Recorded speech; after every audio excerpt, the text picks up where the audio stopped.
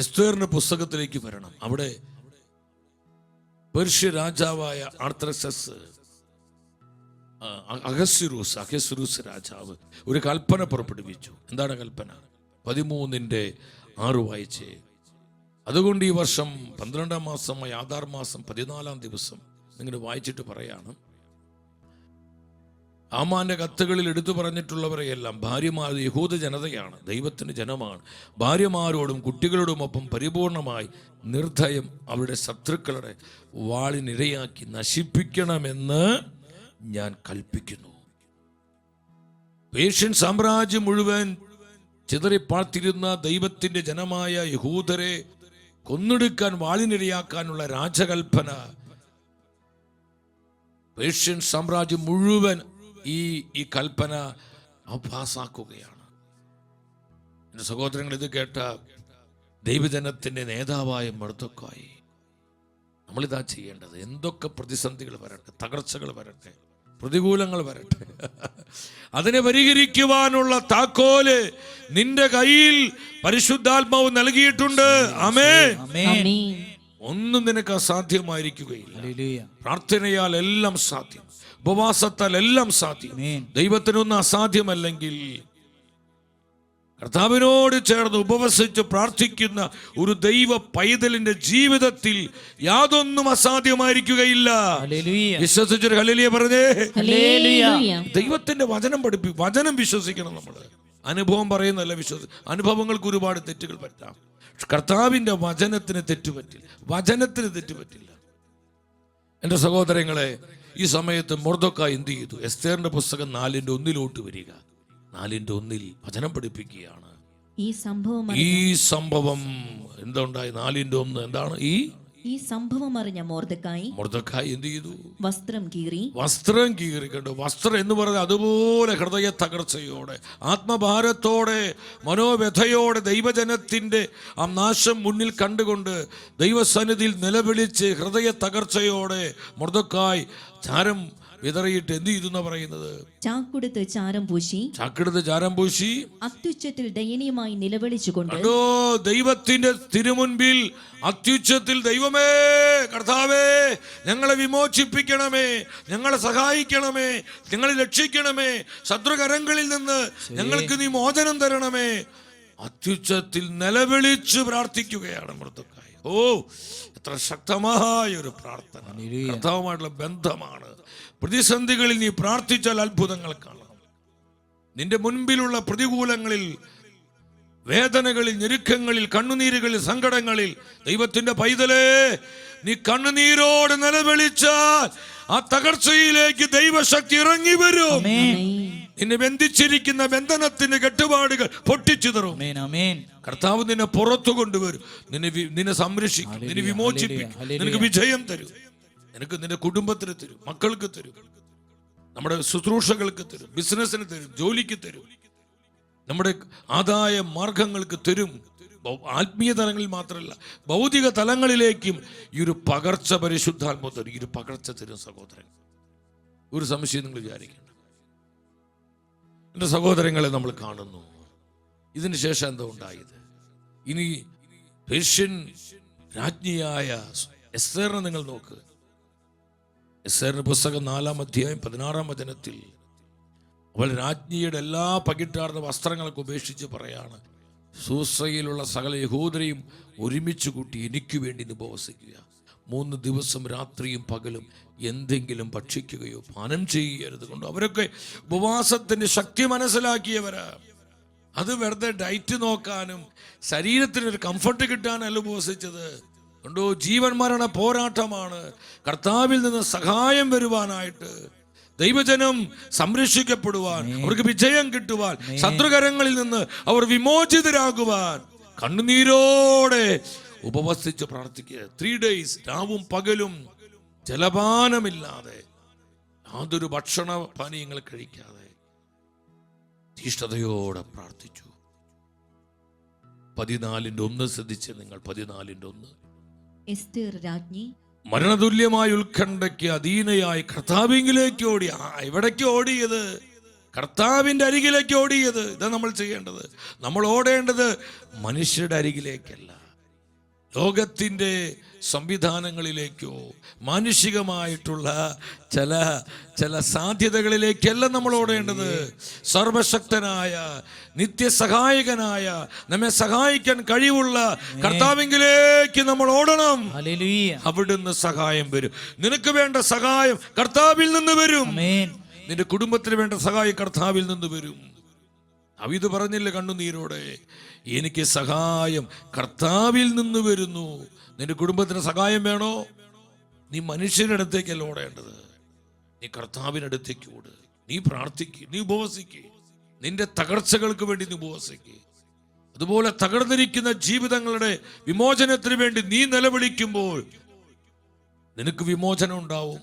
നീ ആർക്കെല്ലാം വേണ്ടി പ്രാർത്ഥിച്ചു ഉപവസിച്ചു, അവരുടെ മേലും ദൈവശക്തി ഇറങ്ങി വരും. അവരുടെ മേലും ദൈവശക്തി ഇറങ്ങും. കർത്താവിങ്കിലേക്ക് ഓടി. അവൾ ആ രാജകീയ വിഭവസമൃദ്ധമായ ഭക്ഷണങ്ങൾ ഉപേക്ഷിച്ചു, മോടി പിടിച്ച വസ്ത്രങ്ങൾ ഉപേക്ഷിച്ച് ചാക്കെടുത്ത് തറയിൽ അവൾ നിലം പറ്റി കിടക്കുക കർത്താവിന്റെ മുമ്പിൽ. 3 ദിനരാത്രങ്ങൾ അവൾ തീഷ്ണതയോടെ കണ്ണുനീരോടെ തന്റെ ജനത്തിന്റെ വിമോചനത്തിന് വേണ്ടി പ്രാർത്ഥിച്ചു. ഇത് വെറും ഒരു കഥയല്ല സഹോദരങ്ങളെ, തന്റെ ജനത്തിന് വേണ്ടി സഭാ ചരിത്രത്തിൽ കർത്താവ് പ്രവർത്തിച്ച ചരിത്ര സത്യങ്ങളാണ് ഈ വിശുദ്ധ വചനങ്ങളിലൂടെ പരിശുദ്ധാത്മാവ് നമ്മെ പഠിപ്പിക്കും. ആത്മാവ് ഇന്നും സഭയിൽ സജീവമായി നിലകൊള്ളുന്നു. ആത്മാവ് ഇന്നും സഭയിലൂടെ പ്രവർത്തിക്കുന്നു. ഇനി എസ്തേർ 15:1 വായിച്ച് 15:1 അവിടെ എന്താ പറയുന്നത്? 3-ാം ദിവസം പ്രാർത്ഥന തീർന്നപ്പോൾ കൊണ്ടുപോകും. അപ്പൊ 3 ദിവസം ഇവിടെ ഉപവാസ പ്രാർത്ഥനയിലായിരുന്നു രാജ്ഞി. എസ്തേർ 3 ദിവസം ഉപവാസ പ്രാർത്ഥനയിലായിരുന്നു. എൻ്റെ സഹോദരങ്ങളെ, ഉപവസിച്ച് പ്രാർത്ഥിക്കാൻ പറ്റുമോ? ഇഷ്ടപ്പെട്ട ഭക്ഷണ പദാർത്ഥങ്ങളിൽ, നിന്റെ ആസക്തികളിൽ, നിന്റെ ജഡമോഹങ്ങളിൽ, നിന്റെ മുൻകോപത്തിൽ, നിന്റെ അഹങ്കാരത്തിൽ, മധുരങ്ങളിൽ, എനിക്ക് എന്തിനോടാണോ വിശപ്പ്, എനിക്ക് എന്തിനോടാണോ ദാഹം, എനിക്ക് എന്തിനോടാണോ ആസക്തി, അതിൽ നീ ഉപവസിക്കുക, അതിൽ നീ ഫാസ്റ്റ് ചെയ്യുക. നീ അതിൽ ഫാസ്റ്റ് ചെയ്യുക. അല്ലാതെ ഒരു നേരം ഭക്ഷണം മാറ്റിയത് കൊണ്ട് അത് വലിയൊരു ഉപവാസം, വലിയ ത്യാഗമൊന്നല്ല. നിങ്ങൾ മനസ്സിലാക്കണം. നമ്മുടെ മുൻകോപത്തിൽ ഉപവസിക്കുമ്പോൾ, എൻ്റെ ജഡീക താല്പര്യങ്ങൾ ഞാൻ ഉപവസിക്കുമ്പോൾ, എൻ്റെ മൊബൈൽ ഫോണിൽ ആവശ്യത്തിന് മാത്രം യൂട്യൂബ് ഉപയോഗിക്കുക. വെറുതെ ആവശ്യമില്ലാത്ത ഈ യൂട്യൂബിലേക്ക് പോയി നമ്മൾ സമയം കളയരുത്. ആവശ്യത്തിന് മാത്രം നീ ഫേസ്ബുക്ക് ഉപയോഗിക്കുക, വാട്സപ്പ് ഉപയോഗിക്കുക. ഒരുപാട് നമ്മുടെ സമയം നഷ്ടപ്പെടുത്തുന്നുണ്ട്. നമ്മുടെ കർത്താവ് നമുക്ക് തന്നിരിക്കുന്ന കൃപയെ ഇതൊക്കെ അപഹരിക്കുന്നുണ്ട്. ഇതെല്ലാം ജോയൽ പ്രവചനത്തിൽ കാണുന്ന പോലെ കമ്പിളിപ്പുഴുവും വെട്ടിലും പച്ചക്കുതിരയ നമ്മുടെ വിളവുകൾ നശിപ്പിക്കുകയാണ്, നമ്മുടെ കൃപയെ നശിപ്പിക്കുകയാണ്, നമ്മുടെ അഭിഷേകത്തെ നശിപ്പിക്കുകയാണ്. അനാവശ്യമായി നീ യൂട്യൂബിൽ ഇങ്ങനെ കയറി സെർച്ച് ചെയ്ത് നിന്റെ സമയം നഷ്ടപ്പെടുത്തിയാൽ കണക്ക് പറയേണ്ടി വരും കർത്താവിന്റെ മുമ്പിൽ. സമയം ദൈവത്തിന്റെ ദാനമാണ്. നമുക്ക് തോന്നിയതുപോലെ ഉപയോഗിക്കാനുള്ളതല്ല. നമുക്ക് പലപ്പോഴും വീഴ്ചകൾ വന്നിട്ടുണ്ട്. ഇനി നമ്മൾ ശ്രദ്ധിക്കണം. നമുക്കൊരു വീണ്ടെടുപ്പ് ആവശ്യമാണ്, നമുക്കൊരു പുനഃസ്ഥാപനം ആവശ്യമാണ്. നമ്മൾ ഫാസ്റ്റ് ചെയ്യേണ്ടത് യൂട്യൂബിലും ഫേസ്ബുക്കിലും വാട്സപ്പിലും, അത്യാവശ്യം ഇന്റർനെറ്റ് ഉപയോഗിക്കുക. അതൊക്കെ വേണ്ടോ നമുക്ക്? അല്ലാതെ 24 മണിക്കൂർ ഈ ഫേസ്ബുക്കും യൂട്യൂബിലൊക്കെ നമുക്ക് ഒരു നേരം ഭക്ഷണം മാറ്റി വെക്കണേക്കാൾ വലിയൊരു വില കൊടുക്കലാണ് ഇത്തരത്തിലുള്ള ഫാസ്റ്റിങ്. നിങ്ങൾ കാപ്പിയിൽ ഫാസ്റ്റ്, ചായയിൽ ഫാസ്റ്റ്, കുറച്ച് നാളത്തേക്ക് 6 മാസം അല്ലെങ്കിൽ 1 വർഷം ഞാൻ കാപ്പി കുടിക്കുന്നില്ല, ഞാൻ ചായ കുടിക്കുന്നില്ല, മധുരം ഉപയോഗിക്കുന്നില്ല, അല്ലെങ്കിൽ ഇന്ന ഭക്ഷണം കഴിക്കുന്നില്ല. ഇനി ഷുഗറും മറ്റ് ആരോഗ്യ പ്രശ്നങ്ങളൊന്നും ഇല്ലാത്തവർ, നിങ്ങൾ ഒരു ദിവസം 1-2 നേരം ഭക്ഷണം മാറ്റിവെച്ച് ഉപവസിക്കുക. അതും പ്രധാനപ്പെട്ടതാണ്. അതിലൊരു നഷ്ടപ്പെടലുണ്ട്, ത്യാഗമുണ്ട്. ഇവിടെ എസ്തേർ രാജ്ഞി ആ രാജകീയമായ വിഭവങ്ങളും സമൃദ്ധമായിട്ടുള്ള വിരുന്നും രാജകീയ മോടികളെല്ലാം ഉപേക്ഷിച്ച് അവൾ ചാക്കെടുത്ത് ചാരം പൂശി തറയിൽ നിലംപരിശായി കിടന്ന് തൻ്റെ ജനത്തിന്റെ വിമോചനത്തിനു വേണ്ടി 3 രാവും പകലും അവൾ നിലവിളിയോടെ ദൈവസന്നിധിയിൽ പ്രാർത്ഥിച്ചു. ഈ പ്രാർത്ഥന പാഴാകുക സഹോദരങ്ങൾ. നിന്റെ മക്കൾക്ക് വേണ്ടി നിങ്ങനെ നിലവിളിക്കുമ്പോൾ, നമ്മുടെ സഭയ്ക്ക് വേണ്ടി നമ്മളിങ്ങനെ നിലവിളിക്കുമ്പോൾ, തകരുന്ന കുടുംബങ്ങൾക്ക് വേണ്ടി നമ്മൾ നിലവിളിക്കുമ്പോൾ, നമ്മുടെ മിനിസ്ട്രികളിലും കൂട്ടായ്മകളിലും ശക്തമായ ആത്മപകർച്ച ഉണ്ടാകുവാൻ, ആത്മശക്തി നമ്മിൽ വർദ്ധിക്കുവാനായി നമ്മൾ ഇതുപോലെ നിലവിളിച്ച് പ്രാർത്ഥിക്കുമ്പോൾ അത് പാഴായി പോവോ? ഒരിക്കലും ഒരിക്കലും പാഴായി പോവില്ല. നമ്മൾ ഈ ഉപവാസ പ്രാർത്ഥനയിലേക്ക് വരണം. അതിന്റെ ശക്തി മനസ്സിലാക്കണം സഹോദരൻ. റിസൾട്ട് എന്തായിരുന്നു? എസ്തേറിന്റെ പുസ്തകം 9-ാം അധ്യായം 1-ാമത്തെ വചനം. 9:1 പെട്ടെന്ന് വായിച്ച്. 9:1 എന്താ പറയുന്നത്? കണ്ടു. 12-ാം മാസമായ ആധാർ 13-ാം ദിവസം രാജാവിന്റെ കൽപ്പനയും വിളംബരവും നിർവഹിക്കപ്പെടേണ്ട ആ ദിവസം, യഹൂദരെ കീഴടക്കാം എന്ന് അവരുടെ ശത്രുക്കൾ പ്രതീക്ഷിച്ചിരുന്ന ആ ദിവസം, യഹൂദർ തങ്ങളുടെ ശത്രുക്കളുടെ മേൽ വിജയം നേടുന്ന ദിവസമായിട്ട് മാറിക്കൊണ്ടു. യഹൂദന്മാരെ നശിപ്പിക്കാം, വാളിന് ഇരയാക്കാം എന്ന് ശത്രുക്കൾ കരുതിയിരുന്ന ആ ദിവസം ദൈവജനത്തിന്റെ ശത്രുക്കളുടെ മേൽ അത്ഭുതകരമായ വിജയം കർത്താവ് തന്റെ ജനത്തിനു നൽകി. ഉപവാസ പ്രാർത്ഥന. ഒരു രാജാവിന് ഒരു മെമ്മോറാണ്ടോ അല്ലെങ്കിൽ ഒരു ഹർജി കൊടുക്കുകയോ അല്ലെങ്കിൽ ഒപ്പുശേഖരണം നടത്തി, രാജാവേ ഇതോ ഈ ഹർജി ഒന്ന് ശ്രദ്ധിക്കണമേ, അങ്ങിത് പരിശോധിക്കണമേ, എന്തൊക്കെ മാർഗങ്ങൾ ആ കാലത്തുണ്ട് സഹോദരങ്ങളതൊക്കെ.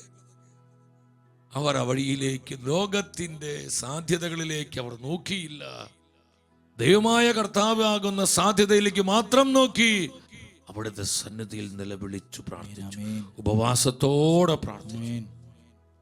കർത്താവ് തന്റെ ജനത്തെ ശത്രുകരങ്ങളിൽ നിന്ന് അത്ഭുതകരമായി രക്ഷിച്ചു. ഈ കർത്താവ് ഇന്നും ജീവിക്കുന്നു, ഇന്നും ജീവിക്കുന്നു. നിരീശ്വര ശക്തികൾ, മതതീവ്രവാദികള്, ഫ്രീമേസൺ ശക്തികള്, സാത്താന്യ ആരാധകർ, മന്ത്രവാദ, കൂടോത്ര, ആഭിചാര ശക്തികള്, മാനുഷിക ശക്തികള്, എല്ലാവിധ ഇരുട്ടിന്റെ ശക്തികളിൽ നിന്ന് നമ്മെയും നമ്മുടെ കുടുംബങ്ങളെയും മക്കളെയും തലമുറകളെയും നമ്മുടെ സഭയെയും നമ്മുടെ സമൂഹങ്ങളെയും വിമോചിപ്പിക്കുവാനും സംരക്ഷിക്കുവാനും അതിന്മേൽ നമുക്ക് വിജയം തരുവാനും നമ്മുടെ കർത്താവ് വിശ്വസ്തനാണ്. Almighty, all sufficient, El Shaddai, സർവശക്തനും സർവാധിപനുമായ കർത്താവ്. അവനത്രേ നമ്മളെ വിളിച്ച് അവന്റെ മുൻപിലാണ് നമ്മൾക്കറിയുന്നത്. നമ്മൾ അവന്റെ ജനമാണ്, അവനിൽ വിളിക്കപ്പെട്ടവരാണ്.